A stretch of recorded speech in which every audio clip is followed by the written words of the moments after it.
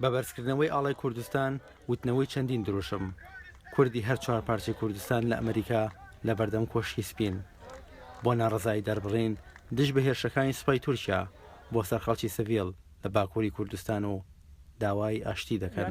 وێدەرێنها لە مەیەکی زیاترە لە پڕ باژەرێ کوردستان لە باژەر لە دیاربەکرێ لە جزیرە لە سیلۆپی لەوێ دەرێ گەل نکا دەکەوە دەروا لە شارێکی پڕ مەزن پڕ دژوار دەکەومە لەم لە چارەسەریە وێژی گەلێکی دەوڵەتە ترک لە وەختێکە لە زوو لە ئەوێ بێ سەرماسێ لە بۆنە پێوەژوە بێ چارەسەریە پرسە کوردستانی کوردی.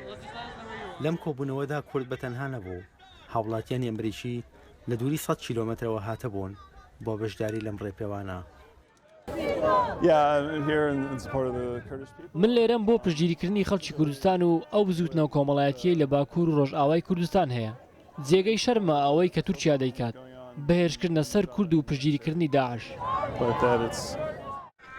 بە پێی راپۆرتێکی ڕێکخراوی هیومەن ڕایتس وۆچ لە مانگی ئابی ڕابردووەوە سوپای تورکیا زیاتر لە 100 هاوڵاتی مەدەنی کوشتووە لە باکووری کوردستان. ئەمە لە کاتێکدایە پەککە و تورکیا یەکتری تاوانبار دەکەن بە هێرشکردنە سەر خەڵکی سڤیل. هێرشەکانی سوپای تورکیا بۆ سەر هاوڵاتیان لە باکوور ڕەوەندی کوردی لە هەر چوار پارچەی کوردستان هێنایە بەردەم کۆشکی سپی. بەڵامی داری ئۆباما تا ئێستا بێدەنگی هەڵبژاردووە و بەهۆی گرنگی تورکیاوە بۆ واشنتن پێ ناچێت ئەم هەڵوێستە بە ئاسانی بگۆڕێت.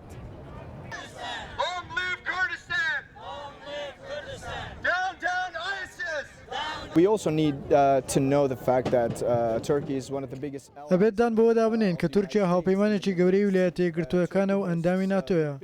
ئەمریکاش بنکەیەکی سەربازی گەورەی هەیە لە ئەدەنەوە ئەمەش کارتێکی بەهێزە کە تورکیا دژ بە ئەمریکا بەکاردێنێت.